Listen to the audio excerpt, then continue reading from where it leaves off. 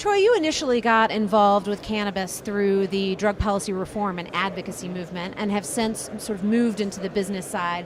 What was that transition like, and how did those connect to each other? Yeah, I mean, when I was 18, I got involved in this because I just believed that cannabis should be legal and people shouldn't be punished for it, and worked in that for quite a long time. And during that time, I got involved in the dot-com boom, and then I got involved in the renewable energy boom. And one of the things I noticed, particularly in the renewable energy boom, was that it didn't so much matter how much we cared about the environment. What mattered was that eventually, in order for renewable energy to succeed, it needed to have business models that were profitable, and then renewable energy would go wild.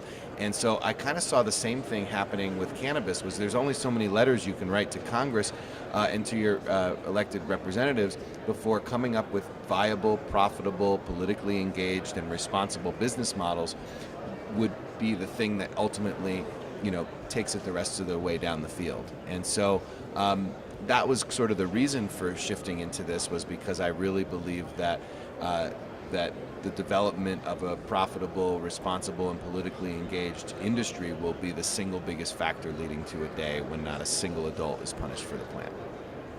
Great. You are now heading up at the ArcView Investor Network, which helps bring together investors and businesses in the cannabis industry that are looking for investment. How did you come up with that idea, and what do you think it says about the evolution of the industry?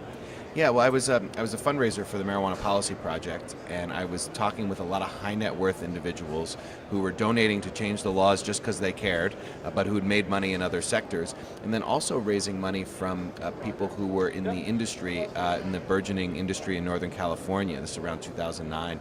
And what I realized was that these businesses, they wanted to grow, they had great ideas, but they didn't know investors, they didn't know how to scale their businesses. And I also was talking to a lot of investors who were looking at this sector and wanting to play, but not really understanding it very well. And so I realized I knew these two people, and that they needed to meet each other. And so I teamed up with Steve D'Angelo, who runs Harborside Health Center, big dispensary in Oakland. And we started ArcView with the goal of sort of ushering in a new era in the cannabis industry, and doing whatever's necessary to continue to keep professionalizing and bringing this into something that the rest of the world can notice and be proud of as well.